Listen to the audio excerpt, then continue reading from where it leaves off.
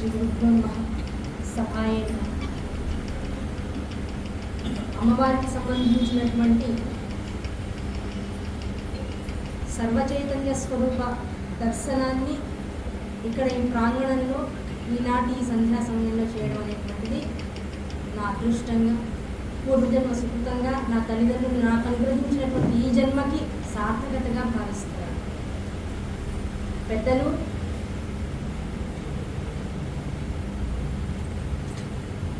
ఇంకా పెద్దలు అండంలో ఏం చెప్పాలి పెద్దల గురించి అంటే, నా ముందు మాట్లాడినటువంటి వారందరూ కూడా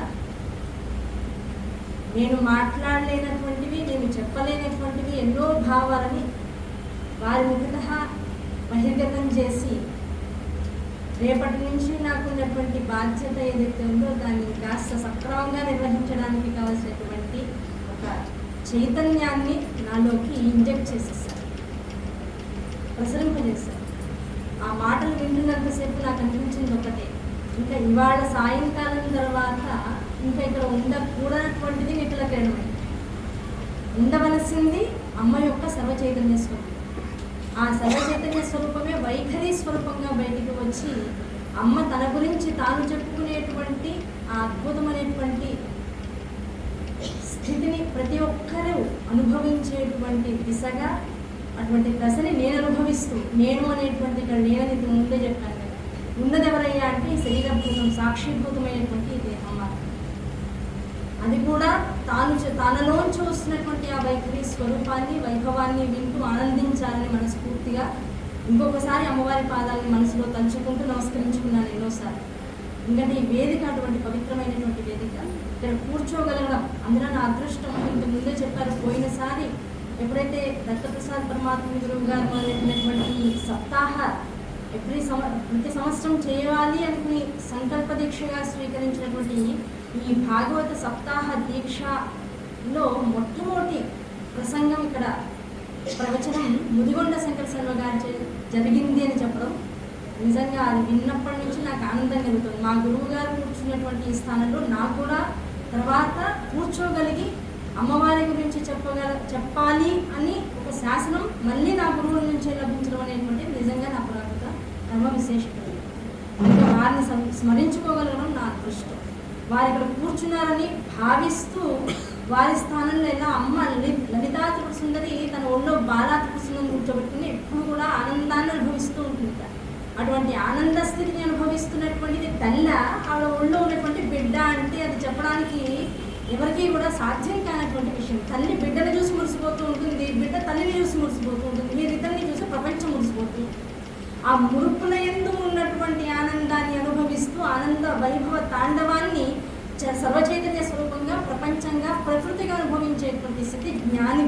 అటువంటి జ్ఞానం ఎక్కడి నుంచి వస్తుంది అంటే సర్వచైతన్య రూపాంతాం ఆద్యాం విద్యాం చ ధీమహి బుద్ధిం యానః ప్రచోదయాత్ అని ఏ వ్యాస శంకరులైతే మొత్తం దేవీ భాగవత సమాహారాన్ని మనకు అందించడానికి పూర్వం ఈ సర్వగాయత్రి మంత్రాన్ని మనకు అందించారో, ఆ గాయత్రి మంత్రాంతర్గతంగా ఈ జగత్తంతా ఏ చైతన్యంతో అయితే నిండిపోయిందో ఆ చైతన్యావిష్కృత స్వరూపిణియే, మొత్తం విద్యలన్నింటికీ ఆది స్వరూపిణియే, అకారాది క్షకారాంత పర్యంతమైనటువంటి ప్రతి అక్షరానికి మూల స్వరూపము, మూల ధ్వని, మూల ప్రకృతి ఆవిడే. అటువంటి స్వరూపాన్ని కనుక దర్శించిన, స్మరించిన, దర్శన స్మరణలనేటువంటివి యాదృచ్ఛికంగా జరిగిన, సంకల్పపూరితంగా జరిగిన ఆ తల్లి చేసేటువంటిది ఏమిటయ్యా అంటే బుద్ధిని యానః ప్రచోదయాత్, ఆవిడ బుద్ధిని ప్రచోదనం చేస్తుంది అని చెప్తారు. ఎటువంటి బుద్ధి? అసలు అమ్మ అనేటువంటి తత్వాన్ని తెలుసుకోవడానికి కావలసినటువంటి ఈ జన్మని అమ్మని తెలుసుకునేటువంటి విభాగాన్ని వదిలేసి మిగతా ప్రపంచాన్నంతటిని జయించాలనేటువంటి ఆతురతతో ప్రయాణిస్తూ పరిగెడుతూ ఉన్నటువంటి ప్రతి జీవుడు. అటువంటి ప్రతి జీవుడి యొక్క బుద్ధిని తన వైపుకి మలుచుకుని ఎప్పుడు అంటే వాడి పురాకృత ప్రారంభ కర్మం అంతా కూడా ఎప్పుడు నశిస్తుంది. పుట్టినప్పటి నుంచి తెలిసి అన్నా, తెలియక అన్నా, బాధతో అన్నా, కష్టంతో అన్నా, ప్రేమతో అన్నా, ఇష్టంతో అన్నా, అవసరంతో అన్నా అమ్మ అమ్మ అని పుట్టినప్పటి నుంచి అంటారు. మాట వచ్చినప్పటి నుంచి ఆ వైఖరి స్వరూపం అలంకృతమైనప్పటి నుంచి ఆ అమ్మ అమ్మ అమ్మ అని ఎన్నిసార్లు పిలిచాడో అన్నిసార్లు పిలిపించుకుని మురిసిపోయి తెలిసి వాడి ప్రారంభ కర్మలను అనుభవించడం కోసం ప్రపంచంలోకి లౌకికమైనటువంటి విధానాల్లోకి వెళ్తున్నాడని తెలిసి కూడా ఆ దెబ్బ తగిలితే వాడు ఆర్తితో పిలిచేటువంటి అమ్మ రావంతో వాడిని తన వైపుకి లాక్కోవాలని ప్రయత్నిస్తూ ఎవరి పాఠం వాడు నేర్చుకుంటే తప్ప తన పాఠం వాళ్ళకు అర్థం కాదనేటువంటి ఒక అద్భుతమైనటువంటి ఆచార్య స్వరూపిణిగా నిరంతరం తాను అధీకృతమైనటువంటి ఈ జగత్తుకి మిథ్యా జగదధిష్టాన ముక్తిదా ముక్తి రూపిణి స్వరూపంగా ఉంటూ ఉంటారు. నాకు దత్తప్రసాద్ పరమాత్మ గురువు గారికి ఇద్దరికి మధ్య ఉన్నటువంటి వారధి నామం. మేమిద్దరం ఎవరమయ్యా అంటే, నేను చాలా తుంటరిదాన్ని, చిన్నపిల్లని, చాలా అల్లరి చేస్తూ ఉండేదాన్ని. ఎఫ్బి, ఫేస్బుక్ అని అది ఒక పెద్ద నిర్వహణ, ఒక పెద్ద వింగ్. అందులోకి జస్ట్ నా ఇంట్లో నేను చేసుకునేటువంటి నిరంతర కార్యక్రమాలలోంచి కొంత సమయం కేటాయించుకుని, అప్పట్లో ఫేస్బుక్ కొత్తగా వచ్చిన రోజుల్లో నాకున్నటువంటి ఫస్ట్ టచ్ ఫోన్లో ఫేస్బుక్ డౌన్లోడ్ చేసుకున్నాను. సరదాగా ఒక్కొక్కరిని వాళ్ళు ఎవరు తెలియదు, నాకు ఎవరూ తెలియదు. నేను తెలిసిన వాళ్ళకి ఫ్రెండ్ రిక్వెస్ట్ పంపిస్తారు, నాకు ఎవరు తెలియదు. ఎవరికి తెలియకపోయినా ఏదో మొహాలు చూసి వీళ్ళు పెద్దవాళ్ళు పర్వాలేదు, వీళ్ళు ఆడవాళ్ళు పర్వాలేదు, లేకపోతే వీళ్ళు కింద పలానా చాలా తెలిసిన వాళ్ళు ఉన్నారు కనుక మ్యూచువల్ ఫ్రెండ్స్గా వీళ్ళు పర్వాలేదు అనుకుంటూ చాలామంది ఫ్రెండ్ రిక్వెస్ట్ పంపించేదాన్ని. పాపం వాళ్ళందరికీ నా మీద దయా జాలో కరుణో తెలియదు.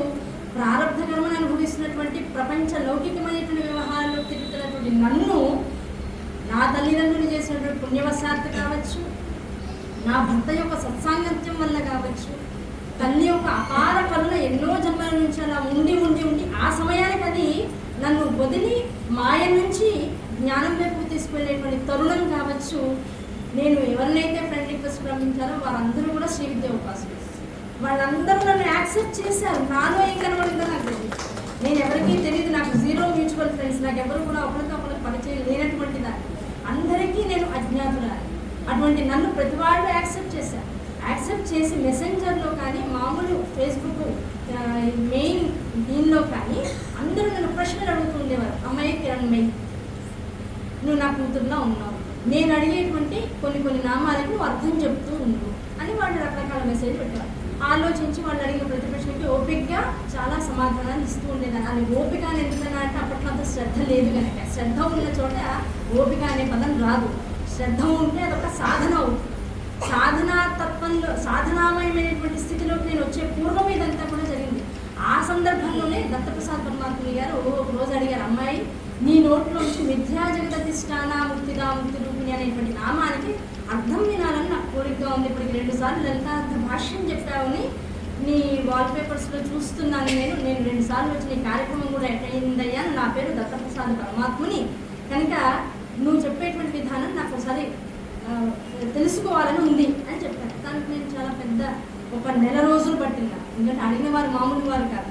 వారిని చూస్తేనే, వారి వాల్పేపర్లో వారి ముఖమండలాన్ని చూస్తేనే అమ్మో పెద్ద కాస్త జాగ్రత్తగా ఉండాలనిపించేటువంటి వయసు నాది. పెద్ద దాని గురించి శ్రద్ధ లేనిటువంటి వయసు. ఒక నెల రోజులు ఆగి జాగ్రత్తగా దానికి ఒక సమాధానాన్ని నాకు అమ్మ ప్రచోదనం చేసినంత మటుకు రాశాను.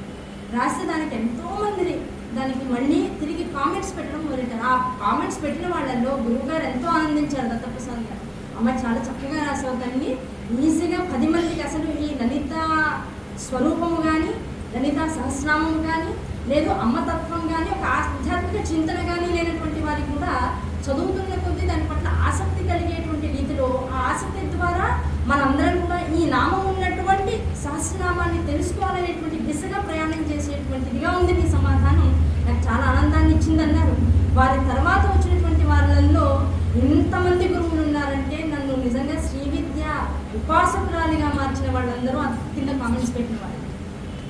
ఆ కామెంట్స్ చదివిన తర్వాత అప్పుడు నాకు అర్థమైంది ఏంటంటే, అంటే ఫేస్బుక్లో ప్రధానమైనటువంటి పేజ్ ఏదైతే ఉంటుందో, అంటే దేని మీద అయితే మనం ఈ పోస్టింగ్లన్నీ పెడతామో అది నాకు అక్కర్లేదు. నాకు కావాల్సిన మెసెంజర్.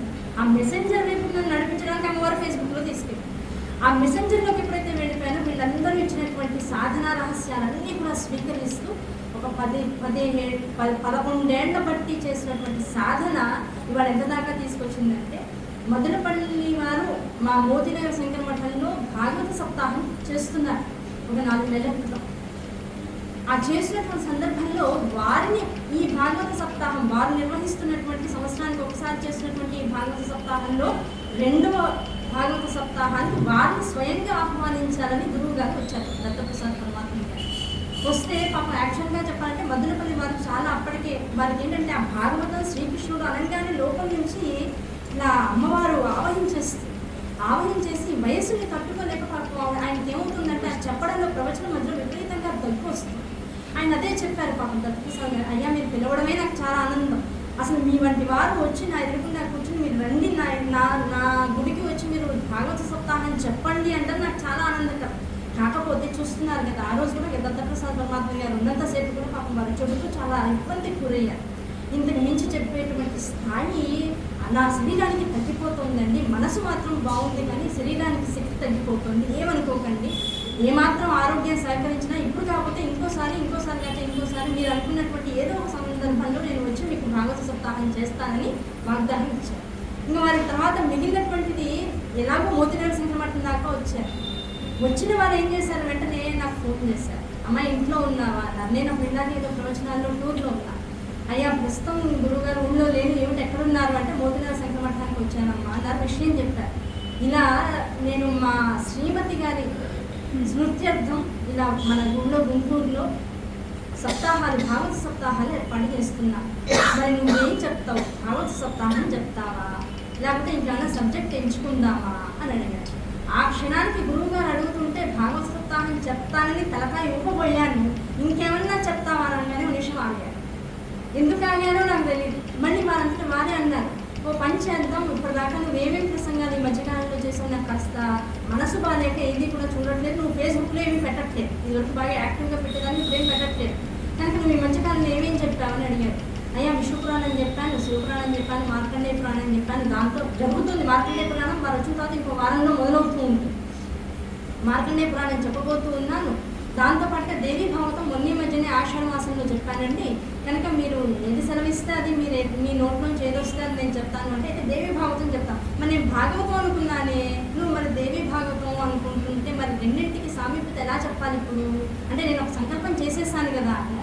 వెంటనే వారి మాటకి అడ్డొచ్చాను, మరి లేకపోతే వారు నేనేం చెప్తానని నా మీద దయతో కారుణ్యంతో అటువంటి ప్రశ్నని సంధించారో నాకు తెలియదు. అంటే దీని స్థాయి ఏంటి, అసలు దీన్ని ఇక్కడ కూర్చోబెట్టచ్చా, ఇంకోసారి 9 రోజులు, ఇన్నాళ్ళు 3 రోజులు కూర్చోబెట్టాను, 5 రోజులు కూర్చోబెట్టాను, అంతకు మించి 9 రోజుల పాటు ఈ పీఠం మీద కూర్చునేటువంటి హక్కు దీనికి ఉందా, స్థాయి దీనికి ఉందా అని తెలుసుకోవడం కోసం ఆ మాట అడిగారు. లేకపోతే వారికి తెలియంది కాదు, తెలియని విషయాన్ని నా ముందు ప్రకటన చేసేటువంటి వ్యక్తి కాదు, గురుస్థానంలో ఉన్నారు కానీ నన్ను వారు శోధించడం కోసం ఆ ప్రశ్న అడిగారని నాకు తర్వాత అనిపించింది. రెండు మరి నేను భాగవతం అనుకున్నాను, శ్రీకృష్ణ భాగవతం, దేవీ భాగవతం అనేటప్పటిగా నా మనసు అట్లే పెరుగుతోంది, మరి ఏం చేద్దాం అన్నారు. అయ్యా గురువుగారు, సంపూర్ణ భాగవత శ్రవణము అంటే శ్రీకృష్ణ భాగవతము దేవీ భాగవతం రెండు కలిపి చెప్పుకుంటే సంపూర్ణ భాగవత శ్రవణం అవుతుందండి. మరి మీరు ఎలాగో ఈ సంకల్పం చేశారు, ఒకసారి ప్రవచనం అయిందన్నారు, రెండవసారి ప్రవచనం దేవీ భాగవతం కనుక పెడితే సంపూర్ణ భాగవత స్వరూపాన్ని ఆవిష్కృతం చేసినటువంటి స్థాయి మీదవుతుంది, విన్నటువంటి భాగ్యం శ్రోతలకు అవుతుంది, చెప్పుకునేటువంటి భాగ్యం మీరు ఇస్తే నాదవుతుంది అని చెప్పారు. వెంటనే ఈ మాట చాలా బాగుందమ్మా, నేను కూడా ఆనందిస్తున్నాను, కనుక దేవీ భాగవతాన్ని ఫైనల్ చేసేసుకుందామన్నారు. ఆ ఫైనల్ చేసుకుందాం అనుకున్న తర్వాత నెలకి 2 వారాలు కంపల్సరీ నాకు ఫోన్ చేసేవారు, అమ్మాయి నువ్వు రెడీ అయినా పెట్టుకుందామా, రెడీ అయినా గురువుగారు ఇంకా ఆలోచించక్కర్లేదు గురువుగారు పెట్టుకుందామంట. ప్రిపేర్ అవుతున్నావా, కానీ ఇంకా పుస్తకం తెలవలేదు గురువుగారు, ఇంకా ప్రిపేర్ అవ్వట్లేదు, చేస్తాను. నేను ప్రిపేర్ అవ్వట్లేదంటే ఆయన టెన్షన్ వచ్చేసింది, ఇంకా ప్రిపేర్ అవ్వట్లేదు ఏమిటి, ఇంకా కూర్చున్నామేమిటి, ఇంకా ఎప్పటికీ అవుతుందా అవుతుంది గురువుగారు, తర్వాత నేను చెప్తాను, అమ్మ చెప్పిస్తుంది, నేను చెప్తాననేటువంటి అహంకారం లేదు నాకు ఇక్కడ గురువుగారు, కంగారు పడకండి, అమ్మ చెప్పిస్తుంది నిజమే, నువ్వు కూర్చోవాలి కదా అంతసేపు, నీ ప్రణాళిక ఏది, నువ్వు చేసేటువంటి ప్రయత్నం ఏది, సాధన ఏది జరుగుతుంది గురువుగారు, మీ ఆశీస్సులు ఉన్నాయి, మీరు కూర్చోమని నాకు వేరేది ఏది అడ్డు రావడానికి అవకాశం లేదు, ఆశీర్వదించండి చాలా. ఇంకొక 1 రోజుల ముందు చేశారు, అమ్మ 24వ తారీఖు గుర్తుందా, 23 కల్లా నువ్వు వచ్చేసేయాలన్నారు, వచ్చేస్తాను గురువుగారు, 20వ తారీఖు ఫోన్ చేస్తానన్నారు, చెయ్యండి గురువుగారు అనొచ్చు కదా. గురువుగారు ఇంకా చేయకండి, మేము క్లాస్లో ఉన్నాం, స్వాధ్యాయంలో ఉన్నాం. ఆ రోజు మాకు రోజు 11 గంటల నుంచి 1 గంట దాకా రోజు నిత్యం స్వాధ్యాయం జరుగుతుంది. ఆ స్వాధ్యాయంలో ఉన్న సమయంలో చేశారు. అయ్యో గురువుగారు ఇన్నిసార్లు చేస్తున్నారు, ఏం కంగారు పడుతుంది, నాకు డేట్ గుర్తుంది, నేను వస్తాను, 20వ తారీఖు మళ్ళీ నీకు రిమైండ్ చేస్తానమ్మా అంటారు. రిమైండ్ చెయ్యండి అని ఉంటే ఇంకా యాక్టివ్గా ఉండేవారు, ఇది రిమైండింగ్ అక్కర్లేదు అనుకున్నాక కాసేపు నా ఆరోగ్యం అంతా బాగు చేసుకుని వస్తానని వెళ్ళి హాస్పిటల్లో కాసేపు హాయిగా విశ్రాంతి తీసుకుంటున్నారు. కనుక 20వ తారీఖు నాడు రాగానే అందరూ ఒకసారి మెసేజ్ చేసి దానికి రిప్లై రాగా, తర్వాత గణపతి గారు చామని గణపతి గారు నాకు అన్నారు, అయ్యా వారి ఆరోగ్యం బాగలేదు, ప్రస్తుతం హైదరాబాద్ వచ్చేసారమ్మా, మీరేమి అన్యదా భావించకండి, మీరేమి వేరే ఆలోచనలు హైదరాబాద్ నుంచి వచ్చేసేసేయండి గుంటూరు అంటే, అయ్యా నేను ఆల్రెడీ తిరుపతిలో ఉన్నాను, తిరుపతి నుంచి గడపకు వస్తున్నాను, గడప నుంచి కర్నూలుకి వస్తున్నాను, కర్నూలు నుంచి గుంటూరు రావాలి, ప్రస్తుతం లాంగ్ ప్రాసెస్లో చాలా పెద్ద జర్నీలో ఉన్నాను అన్న. సరే తప్పకుండా ఉన్నారు. ఇవాళ మధ్యాహ్నం 3 గంటలకి 3:30 గంటలకు దిగా గుంటూరు. దిగినప్పటి నుంచి ఇప్పటిదాకా అసలు ఏం చెప్పాలి, నేను గురువుగారు లేదు, గురువుగారు ముఖం చూస్తూ వచ్చేటువంటి ఆనందం లేదు. అమ్మ అనగానే ఇప్పుడు వేదవ్యాసుల వారు దేవీ భావతాన్ని రచిస్తూ ఏం చెప్పారు, సర్వచైతన్య రూపాంతాం అన్నారు. ఆ సర్వచైతన్య స్వరూపం ఎవరిది అంటే అమ్మదొక్కదాంది. అమ్మ తప్ప ఇంకేదీ చైతన్యం కాదు. పిల్లవాడు ఏడుస్తున్నా అమ్మ వచ్చి దగ్గర తీసుకుని, అమ్మ వచ్చి అంత ఏడుపులోనూ పిల్లవాడిని చూసి ఏం కాలేదు నాన్న అని ఒక చిన్న నవ్వు నవ్వగానే పిల్లవాడు అంత బాగా మర్చిపోతాడు. ఏమీ రాని పిల్లవాడు 0 మార్కులు తెచ్చుకుని పేపర్ ఇంటికి తెచ్చుకున్నా పర్వాలేదు నాన్న వచ్చేసరికి బాగా రాతుంది అని అమ్మ చెప్పేటప్పుడు మనసు కుదురు పెట్టుకుంటాడు. నిద్ర పట్టని పిల్లవాడు, నిద్రలో భయపడి కల వచ్చి లేచినటువంటి పిల్లవాడు తత్తరిల్లిపోతూ ఉంటే తల్లి వచ్చి వీపు మీద చేయగానే పిల్లవాడు స్వాతంత్రం పొందుతాడు. అటువంటి మాతృస్థానంలో ఉన్నటువంటి గురు సన్నిధి వాడు ఇక్కడికి రాగానే నాకు ఎదుగున కనపడలేదే అనేటువంటి బాధ మాత్రం మనసుని కాస్త కలిసింది.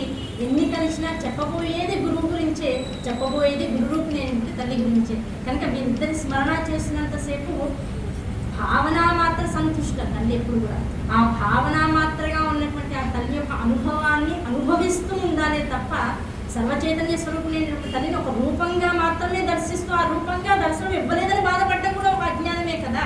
అజ్ఞానంలోంచి జ్ఞానం వైపుకి తీసుకెళ్ళాలి. కనుక సర్వచైతన్య రూపాంతాం ఆద్యాం విద్యాం చ ధీమహి బుద్ధిం జ్ఞాన ప్రచోదయ. మధ్యాహ్నం నుంచి ఇప్పటిదాకా వచ్చేదాకా చదువుకుంది ఒక్క శ్లోకం. అమ్మ నన్ను అనుగ్రహించు, బుద్ధిని ప్రచోదయించి, ఒక రూపంతో ఆగిపోయాను, అది సర్వవ్యాపకమైందనేటువంటి తత్వం చెప్తున్నానే తప్ప అనుభవంలోకి ఇంకా తెచ్చుకోలేకపోతున్నాను. అనుభవాన్ని నాకు అనుగ్రహించు అని అమ్మవారిని తలుచుకుంటూ ఉన్నాను. కనుక మీ అందరి రూపంలో, అమ్మ రూపంలో నా ఎదుర్కొండా ఉన్నది దత్త ప్రసాద్ పరమాత్ముని గారే అనేటువంటి భావనతో ఇక్కడ కూర్చుని ఈ 9 రోజుల పాటు కూడా అమ్మ యొక్క తత్వాన్ని చెప్పేటువంటి ప్రయత్నం మాత్రమే చేస్తాను. ఆ అమ్మని పట్టుకోవాల్సిందే ఎవరు? ప్రయత్నం అనేటువంటిది ఎప్పుడు ప్రకృతి చేస్తూనే ఉంటుంది, జగత్తు చేస్తూనే ఉంటుంది. ఇది అమ్మరా, ఇది అమ్మరా, ఇది నిజస్థానం, ఇది సత్యం, ఇది సత్యం, ఇది అది ఎప్పటికీ ఉండిపోయేది, ఇది మోక్షాన్ని ఇచ్చేది, ఇది ఆనందాన్ని ఇచ్చేదని చెప్తుంది. ఇందా చెప్పారు భోగము మోక్షము అనేటువంటివి రెండు కూడా కాస్త ఇబ్బంది పెడుతూ ఉంటాయి. భోగం వైపు వెళ్ళిన వాళ్ళు మోక్షాన్ని పొందలేరు. మోక్షం స్థాయిలో ఉన్నటువంటి వాడికి భోగము అసలు దాని యొక్క స్థాయి స్థితి రెండూ అర్థం కావు, దాన్ని వదిలేస్తాడు, త్యజిస్తాడు అని చెప్తుంది. కానీ నిజమైనటువంటి భోగం ఏమిటయ్యా అంటే అసలు మోక్షం అనేటువంటి ఒక సంకల్పాన్ని చేసుకుని ఆ మోక్షం వైపుకు వేసేటువంటి ప్రతి అడుగు భోగానికి అత్యంతమైనటువంటి ఆనందాన్ని అందించగలిగినటువంటి భోగస్థితిలోనే ఉంటుంది. ధ్యానం చేసినావు, కాసేపు కూర్చున్నావు, జపం చేసినావు, అది వైభవమైనటువంటి భోగస్థితి. అటువంటి భోగస్థితిని భోగమని తెలియక నువ్వేం చేస్తున్నావు? ఐసోలేటెడ్గా కూర్చొని నిన్ను నువ్వు మంత్రాలతోనూ జపాలతోనూ నువ్వు చేసేటువంటి కౌంటింగ్తోనూ నిన్ను నువ్వు ఐసోలేట్ చేసేసుకుంటావు. ఐసోలేట్ చేసుకుని నెంబర్ లెక్క పెట్టడం సాధన కాదు. ఒక్కొక్క మంత్రంలో ఉన్నటువంటి బీజాక్షరాలని ప్రకృతి పరంగా అనుభవిస్తూ ఆ అనుభవాన్ని ఏ పూట కాపూట స్మరణ ధ్యాన నిధిధ్యాసగా మార్చుకుని కనుక తత్వాన్ని ప్రపంచాన్నంతటినీ కూడా ఈ మంత్రస్వరూపంగా దర్శించగలిగే ప్రాభవాన్ని నేను కనుక పెంచుకుని సామాజికంగా అందరితో తిరుగుతూనే ప్రతి రూపంలోనూ, ప్రతి మాటలోనూ, ప్రతి స్వరంలోనూ, ప్రతి గుణములోనూ కూడా అమ్మవారి తత్వాన్ని తెలుసుకుంటూ కనుక తిరుగుతూ ఉన్నట్లయితే జగత్తంతా నువ్వు చేసేటువంటి మంత్ర సాధనలో ఉండేటువంటి బీజాక్షర సమాహారంగా కనబడుతుంది. అటువంటి సమాహారాన్ని దర్శించగలిగేటువంటి స్థితి నీకు ఎప్పుడైతే వస్తుందో ప్రపంచమంతా అమ్మవారి స్వరూపంగా కనబడుతుంది. అమ్మవారు ఎక్కడో ఉందయ్యా కనపడదు అనేటువంటి వాడికి జగత్తంతా అమ్మ స్వరూపమే నాకు కనపడుతుందని చెప్పడమే అసలైన భోగం. అటువంటి భోగమే మోక్షం అన్నారు. కనుక అటువంటి మోక్షానికి మనల్ని దగ్గర చేయాలి. ఏం దగ్గర చేస్తుంది? అయ్యా ఇది కలికాలం అందరు చెప్తారు. ఈ కలికాలం ఏమంటే ఏదో కృతయుగం అంటే యజ్ఞయాగాది క్రతువులన్నీ చెప్పారండి, త్రేతాయుగం అంటే రకరకాల అశ్వమేధాది పర్వాలన్నీ కూడా చెప్పారండి, తర్వాత ద్వాపరయుగం వచ్చింది, ఇంకొన్ని రకాల వ్రతాలు నోములు ఇలాంటివన్నీ చెప్పారండి. మరి ఇప్పుడు ఉన్నటువంటి కలియుగం ఎవరూ కూడా ఈ కలియుగంలో చెప్పిన మాట చెయ్యరు, చేయవలసినటువంటి పనిని వదిలేస్తూ ఉంటారు. అబద్ధాలు ఇక్కడ విలాసం ఆడుతూ నర్తనం ఆడుతూ ఉంటాయి. మనిషి యొక్క బుద్ధి మనస్సు ఈ రెండు కూడా అహంకార ప్రేరితమైపోతూ ఉంటాయి. కనుక వీటిలోంచి మనిషి బయటికి వచ్చి ఈ జగత్తునంతా నడిపేటువంటి తత్వాన్ని పట్టుకోవాలంటే ఏం చేయాలి కలియుగంలో అన్నారు. ఒక్కటే విషయం చెప్పారు. ఏం విషయం చెప్పారు? అయ్యా నువ్వేం చేసినా చేయకపోయినా ఈ జగత్తులో రకరకాల కలియుగం వచ్చింది అంటే రకరకాల విషయాలు చెప్పారు. ఏం విషయాలు చెప్పారు? ఒకసారైనా కాశీకి వెళ్ళవయ్యా, అవిముక్త క్షేత్రం, విశ్వేశ్వర దర్శనాన్ని చేయి, మణికర్ణికలో స్నానం చేయి, ఒక దానం చేసుకో, పెద్దలకు పిండ ప్రదానం చేసుకో, తర్పణాలు వదులు, ఇవన్నీ కూడా చెప్తారు. అయ్యా వెళ్ళేటువంటి ఓపిక లేదు, శ్రద్ధ లేదు, జీవితం ఇప్పటికే దాదాపు సగం పైబడి అయిపోయింది. ఇప్పుడు వెళ్ళగలిగినటువంటి సమర్థత ఉన్న శరీరానికి స్థాయి లేదు, స్థితి లేదు, ఇది దర్శనిపోయింది, ఇంక ఇప్పుడు వెళ్ళలేదు. అయ్యో నాకు ఇప్పుడు అదంతా చేసుకునేటువంటి యోగ్యత లేదా, నాకు ఎలా దొరుకుతుంది? అయ్యా వేదాలు రాసులుగా ఉన్నాయి, ఆ రాసులన్నింటినీ 4 విభాగాలు చేశారు వేదవ్యాసుల వారు. ఆ వేదవ్యాసుల వారు చేసేటువంటి వేదాలంతటినీ కూడా నిరంతరము సాధన చేసి ఉపాసన చేసేటువంటి వారు ఉన్నారు. కనీసం వారందరూ చదువుతుంటే నిరంతరం వేద శ్రవణాన్ని చేసేటువంటి శక్తి నీకుందా? అయ్యా ఎక్కడ చదువుతున్నారో తెలియదు, అంత దూరం వెళ్ళి వినేటువంటి శక్తి నాకు లేదు. ఒక రోజు వెళ్తాను, 4 రోజులు అడ్డం పడుతూ ఉంటాను, ఇంకో రోజు ఇంకో చోటుకి వెళ్ళాలనిపిస్తుంది, ఇంకో రోజు ఇంకో చోటుకి వెళ్ళాలనిపిస్తుంది. ఈ సాంసారిక జీవితంలో గృహస్థాశ్రమంలో ఉన్నప్పుడు ప్రతినిత్యము వేద పారాయణ వినడము చేస్తున్న వారు ఉన్నా వినేటంత యోగ్యతా స్థాయి లేనందువల్ల వినలేననేటువంటి అసమర్థత చోటు చేసుకుంటుంది. మరి ఎలా ఉద్ధరింపబడ్డాం? నిత్యము తీర్థక్షేత్రాలు చూస్తూ ఉంటావా, వెళ్తూ ఉంటావా, నిరంతరం యాత్రల్లో ఉంటావా? అయ్యా ఇక్కడ ఉన్నటువంటి పక్కన ఉన్నటువంటి గుడికి వెళ్ళడానికే ఓపిక లేదు, నిరంతరము ఎక్కడో అక్కడ ఊళ్ళో జరుగుతున్నటువంటి వేద పారాయణ వినడానికి శక్తి లేదు అన్నటువంటి వాడిని తీర్థక్షేత్రాలు నిరంతరం చేస్తానా? మరి ఇవేవి చేయకుండా మోక్షం ఎక్కడి నుంచి వస్తుంది? అసలు నేను చేరుకోవాల్సినటువంటి గమ్యస్థానం నాకు ఎలా తెలుస్తుంది అంటే పురాణ శ్రవణాన్ని చేయాలి. ఏం పురాణ శ్రవణం చేయాలి? అయ్యా 18 పురాణాలు ఉన్నాయి వేదవ్యాసుల వారు ఇచ్చినటువంటి. ఆ 18 పురాణాలని ఒకసారి జీవితంలో శ్రద్ధాశక్తులతో విశేషమైనటువంటి సంకల్పంతో కూర్చుని కనుక వినగలిగితే నీకు మోక్షానికి అర్హత వచ్చేస్తుంది. అయ్యా మోక్షానికి అర్హత వస్తుంది. ఈ విషయం ఇవాళ మీరు చెప్తే విన్నాను, ఇంతకు ముందు దాకా విన్నది, ఇప్పటికి ఎన్ని పురాణాలు అయిపోయినాయి. అన్ని పురాణాలు అయిపోయిన తర్వాత ఇప్పుడు ఏదో ఈ దేవి భాగవతం చెప్తున్నారు కనుక ఇప్పుడు మీరు ఈ మాట అన్నారు కనుక రేపటి నుంచి వచ్చి కూర్చుంటానేమో, కానీ మరి మిగతా పురాణాలన్నీ వినలేనటువంటి స్థితిలోనే ఉన్నానుగా. మళ్ళీ ఎప్పుడు జరుగుతాయో తెలియదుగా, జరుగుతాయని తెలిసినా నేను ఎప్పటిదాకా ఉంటాననేటువంటి స్టాంప్ పేపర్ ఏం లేదుగా. ఇప్పుడు ఈ క్షణంలో ఏం జరుగుతుందో తెలియదు, మరు క్షణంలో ఏం జరుగుతుందో తెలియదు, అసలు రేపు పొద్దున తెల్లారుతుందో లేదో తెలియదు. కనుక జరిగిపోయినటువంటి దాన్ని వదిలేసి ఇప్పుడు జరుగుతున్న దానిలో నేను ఎలా మమేకం అవ్వాలి? నువ్వు తెలిసి కానీ తెలియక కానీ, సంకల్ప దీక్షతో కానీ అసంకల్పితంగా కానీ, కేవలం స్వరం విని కానీ, గాలి ద్వారా మాట ద్వారా ఒక 10 మంది చెప్పి కానీ, ఈ దేవీ భాగవతం అనేటువంటి పురాణ దీక్ష ఒక నవాహనకంగా కనుక జరుగుతూ ఉంటే అందులో ఏదో ఒక రోజు, ఏదో ఒక గంటలో, ఏదో ఒక చివరి నిమిషంలో అయినా వచ్చి అమ్మ అనబడేటువంటి వచనాన్ని ఇక్కడ పీఠం మీద కూర్చున్నటువంటి ఆ వ్యాసపీఠం మీద కూర్చున్నటువంటి వారి నోట్లోంచి విన్నా నువ్వు తరిస్తావు అని చెప్తుంది. నువ్వు మొత్తం పురాణాన్ని వినాలా? ఇందా చెప్పారు ఇక్కడ కార్యవర్గ కమిటీ వారు, అయ్యా రోజు రండి, ముందుగా మాకు తెలియజేయండి, ఇంతమంది ఉండాలి, ఎలా ఉండాలి, ఇక్కడ కాస్త కర్త కార్యతాచేవా అని శ్లోకం చెప్తారు. ఇక్కడ చేసేటువంటి కర్తలు, సంకల్పం చేసినటువంటి వారి సంకల్పాలకి ఆజ్యం, దానికి అమృతప్రాయం చేసినటువంటి గురువులు, వీళ్ళందరితో పాటు ఈ కార్యక్రమం చేస్తున్నాము అంటే ప్రేరకులుగా ఉండి ఇక్కడికి వచ్చాయా మీరు చేయండి, మేము మీకు సహకారం చేస్తామనేటువంటి వాళ్ళు, మీరు సహకారం చేసి మొత్తం అంతా నిర్వహించండి, వచ్చి వింటామనేటువంటి వాళ్ళు. ఈ నలుగురికి కూడా మొత్తం ఏ పురాణంలో అయినా సరే ఆ పురాణ శ్రవణం ద్వారా వచ్చేటువంటి ఫలితాన్ని 4 భాగాలు చేసి అందరికీ పనిచేసింది అన్నమాట. నువ్వు కర్తవా, కారయితవా, లేకపోతే వచ్చేటువంటి జరుగుతున్నటువంటి కార్యక్రమానికి ఒక ప్రేరణ అంటే వచ్చి కూర్చొని మేము మీకు సహాయం చేస్తాం, మీరు చెయ్యండి అనేటువంటి దానివా, ఇవేమీ లేకుండా వచ్చి కేవలం విని కాసేపు వెళ్ళిపోయేదానివా? ఎవరైనా సరే నీకు అమ్మవారి యొక్క సంపూర్ణ దేవీ భాగవతం అనేటువంటి అమృతంలోంచి 25% ఇచ్చేస్తాం. కనుక ఎంతమంది రావాలి వీళ్ళు అనుకుంటారేమో, కానీ ఇక్కడ కూర్చున్నటువంటి వ్యాసపీఠం ఏమనుకుంటుందో తెలుసా? ఎవరికి అర్హత ఉండేవాడు చూడు, ఎంత యోగ్యత అంత వచ్చి వింటాడు, ఎంత వింటాడో ఎంత పట్టుకుంటాడో వాడి కర్మానుసారే వాడి యొక్క బుద్ధి నడుస్తూ ఉంటుంది. చెప్పడం ఇక్కడ కూర్చున్న వాడు చెప్పేటువంటి విషయం ఎవరి కోసం? అమ్మ దగ్గర కూర్చొని పిల్లవాడు మొదటి రోజు స్కూల్కి వెళ్ళొచ్చాడు, అప్పుడే స్కూల్లో చేర్చింది, ఏడవకుండా హాయిగా వెళ్ళొచ్చాడు, సాయంకాలం నవ్వుకుంటూ ఇంటికి వచ్చాడు. మధ్యాహ్నం వచ్చాక అమ్మ అడుగుతుంది, నన్ను ఏం చెప్పారు నాన్న టీచర్ అంటే, బోర్డు చెప్పేశారు, ఏంటి అప్పుడే IAS ఎగ్జామ్స్ రాసేస్తున్న వాళ్ళగా బోర్డు చెప్పేశారు మమ్మీ అంటే ఏం చెప్పాను అంటే, ఏం చెప్పాడు వాడికి ఏం గుర్తులేదు, వాడికి తెలిసిందని ఏంటి, మా టీచర్ వాడు నాకు ఇక్కడ స్టార్ వేసింది తెలుసా, నన్ను ముద్దు పెట్టుకుని తెలుసా, అసలు మా టీచర్ నన్ను గుడ్ బాయ్ అని తెలుసా అంట. ఇంకా దానికి వాళ్ళ అమ్మ పొంగిపోతుంది. ఇప్పుడు పిల్లవాడు చెప్పేదంతా ఎవరికి? అసలు తను ఏం నేర్చుకున్నాడని ఎవరికేం చెప్తున్నాడు? నేర్పించిన వాడు అమ్మే, ఏం చెప్పారా, ఏం నేర్చుకున్నావు అడిగింది అమ్మే. వీడేమిటి కేవలం అక్కడ విన్నదాన్ని ఇక్కడ అమ్మకి చెప్పే విధానంలో వాడు ఎంత శ్రద్ధగా, ఎంత తనకు అర్థమైన దాన్ని అర్థమైన రీతిలో ఎంత బాగా ఎక్స్ప్రెస్ చేశాడనేది అమ్మకి కావాలి. ఎందుకంటే తానే చెప్పింది తానే మళ్ళీ వినాలనుకుంటుంది. ఆ చెప్పిన దాన్ని వినాలనుకునే మధ్యలో వీడి యొక్క సాధన, వీడి యొక్క అమ్మకి నేను ఏం నేర్చుకున్నానో అది చెప్పాలనేటువంటి ఆతురత, ఆ ఆతురతలో ఆవిడ కూడా మమేకమై ఇది ఏం చెప్తోంది అనే కన్నా దీని మనసు ఎంత నా మీద లగ్నమైందని చూస్తుంది. కనుక ఇక్కడ కూర్చున్న వాడికి కావాల్సింది ఏమిటి? అమ్మ వచ్చి విండ. అమ్మ ఏ రూపంలో ఉంటుంది? సర్వచైతన్య రూపంగా. ఉన్న కుర్చీ అమ్మే, ఉన్న ఫ్యాను అమ్మే, లైటు అమ్మే, ఇక్కడ ఉన్నటువంటి అర్చక స్వాములు వాళ్ళు ఎక్కడికి వెళ్ళరు కనుక వాళ్ళు అమ్మే.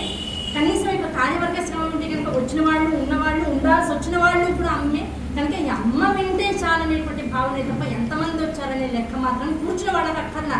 అసలు లెక్క అసలు వేసే ఆవిడ ప్లస్లు మైనస్లు ఇంటూలు భాగహారాలు మనం వేసుకుంటాం జీవితంలో. అసలు ఇజిక్వంటి పెట్టేవాడెవరు? ఉందో కావాలి వస్తుంది. నువ్వు చేసినటువంటి ప్రతి కర్మకి, నువ్వు చేసినటువంటి ప్రతి దోషానికి అది మంచా చెడా, ఏది చేసావో దానికి తగ్గ అనుభవాన్ని నీకు దగ్గరికి తీసుకొచ్చి తప్పనిసరిగా అనుభవింపజేస్తుంది. కనుక అనుభవంలోంచి అమ్మతత్వాన్ని తెలుసుకుంటూ అమ్మ నన్ను వాళ్ళ కొట్టింది అంటే నా కోసమే అని ఆ బెర్రగా పండిపోయినటువంటి చంపతోనే మళ్ళీ అమ్మ దగ్గరికి వెళ్ళి ఒక్కసారి కళ్ళలో నిర్దేశించుకుంటే అదే తల్లి దగ్గర తీసుకుని ఆ బుక్క మీద మళ్ళీ ముద్దు పెట్టుకుంటుంది. కనుక కర్మల నుంచి విడిపడ్డం కాదు, కర్మను చేస్తూనే అమ్మతో దెబ్బలు కొట్టించుకుంటూనే అమ్మతత్వం ఇంకాస్త దెబ్బల ద్వారా తినడమే, అది తెలుసుకోవడమే అసలైనటువంటి అమ్మతత్వం. అటువంటి తత్వం వైపుకి ప్రయాణం చేసేటువంటిది రేపటి నుంచి మనం అందరం చేసేటువంటి నవాహన దీక్ష. ఈ దీక్షలో ఎలా ఉండాలి, ఏం చేయాలి, ఏం చెప్పకల్లా చిన్నప్పటి నుంచి అమ్మ చెప్పింది, నాన్న చెప్పారు. నాయన పొద్దున్నేలే చక్కగా స్నానం చేయి భగవన్నామస్మరణతో. ఆ స్నానం అంతా కూడా గంగనుకో. అసలే అక్కడ మహాకుంభమేళ జరుగుతుంది. అందులో వచ్చే వాళ్ళలో 70% విదేశీయులు వస్తున్నారు, మన వాళ్ళు ఎవరు లేరు. వదిలిన వాళ్ళందరూ వీడియో చేయడానికి వెళ్తున్నారు, శ్రద్ధగా స్నానం చేసే వాళ్ళు ఇండియన్స్ ఒక్కడు కూడా లేరు. కనుక ఇక్కడే కూర్చొని కనీసం ఆ కుంభమేళా నీళ్ళే నేను పోసుకుంటున్నాను అనే భావంతో రేపు పొద్దున్న నుంచి చక్కగా స్నానం చేసి సంకల్పం. స్నానం చేసిన తర్వాత మితాహారము, సాత్విక ఆహారము, నీకు ఉండేటువంటి ఆరోగ్య స్థితిగతులు నీకు తలుచుకుంటూ స్వీకరించు. శ్రద్ధాళువై ఏం చెప్తారు, ఎలా చెప్తారు అనేటువంటి విషయం కాదు, నేను ఏదైనా ఒక్క విషయాన్ని ఒడిసి పట్టుకోగలనా అనేటువంటి దీక్షా సంకల్పంతో వచ్చి కూర్చో, శ్రద్ధగా విను. మధ్య మధ్యలో ఎక్కడ మనస్సు చెలించినా ఆ చెలించిన మనస్సుని మళ్ళీ వెనకాలకి తీసుకొచ్చి అమ్మ దగ్గర శరణు వేడి కూర్చోబెట్టు, శ్రద్ధగా వింటూ ఉండు. మొత్తం 9 రోజుల్లో 2 పూటలా జరిగేటువంటి 18 ప్రవచన కార్యక్రమాల్లో ఏదో ఒక చోట ఆ అమ్మ అనపడేటువంటి తత్వం మనస్సులో కనుక గట్టిగా వెళ్ళినట్లయితే ఈ జన్మకి సార్థకమైనట్లయితే.